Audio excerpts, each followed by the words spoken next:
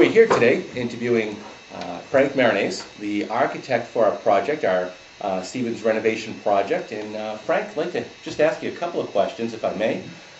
Tell me a little bit about what your background is.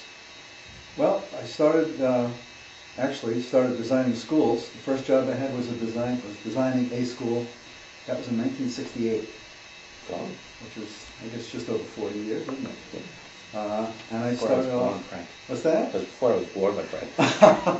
You're making me feel old. Sorry. Well, over 40 years of designing schools. My first job was actually in an architect's office, and the first job I was given was to work on a school project. And it's been schools ever since. I never looked back.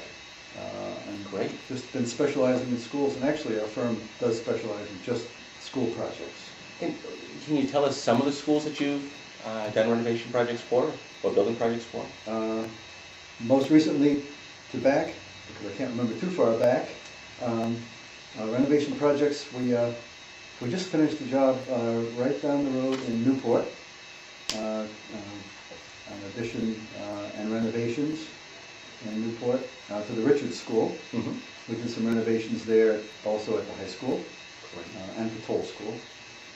We just finished a job in Jaffrey, for the Jaffrey Middle School and High School. That was a renovation project. And just before that, Winnicott High School, a major renovation project. Winnisquam Schools, renovation projects. Most of our work is additions and renovations to schools. New buildings on a new site don't come around as frequently as renovation and addition projects. I see. So you certainly have a huge experience, a lot of experience in renovating schools. That's been your focus and sounds like your passion.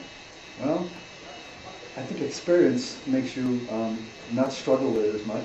It isn't like we're doing this for the first time, but you do learn something in every project. People think, hey, you've been doing it so long and you've got it all figured out. You learn something new on every single project, which makes it kind of interesting. And you can imagine over 40 years how much you've learned. Sure. But we do enjoy doing the schools because we have it figured out as far as what works in the school, what materials work, what kind of cabinetry works, how the curriculum works. We know something about educational curriculum because we do it in schools. We don't have to struggle to start with it all over again every project.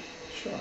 Now, because you talked about a few different things there with schools, what's really different from a school building compared to, let's say, an office building or a retail building, from your perspective?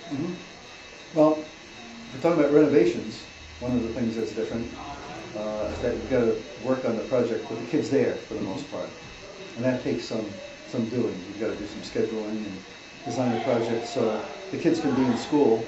Sure, you do work over the summer, but most of the projects go through the school year. So you've got to design the project with the kids in school where they move from one place to another as you do renovations and additions. And obviously safety is the big issue. Sure.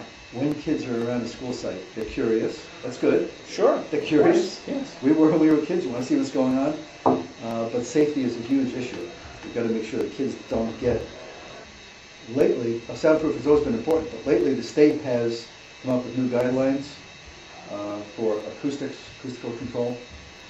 That's a requirement now. And they actually give us the STC ratings we have to meet crossing with construction workers or on the construction site, within the building and outside the building. That's one thing. Schools are also different than commercial buildings because there are certain materials you use in the school that require low maintenance. Because in private industry, the maintenance budgets are a lot higher than school budgets.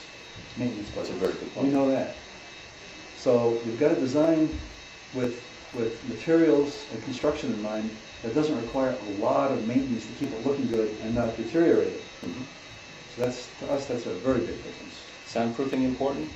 Between classroom and corridor, classroom to classroom, so on and so forth. So that classes aren't disturbed by noise outside the classroom. We've always been concerned about that.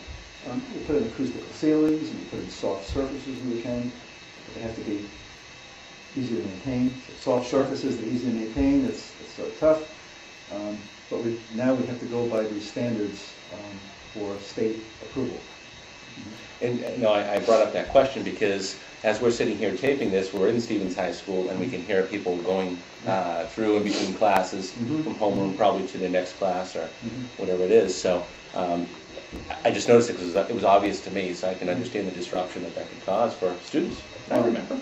It's very easy for that to happen if you don't think about the construction. For example, if the walls don't go all the way to the deck and are insulated, the sound goes right over the ceilings.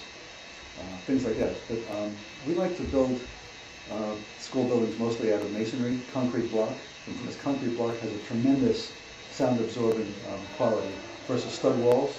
It also gives you a surface that's easy to maintain over sheetrock, not easily damaged. It holds the paint a lot better, and it also can hold up the structure. So concrete block walls do a few things for you, and you'll see most of our projects are masonry, concrete block and brick on the outside walls. Everyone likes brick. It's 100-year plus material. Several hundred years to take care of it. Sure.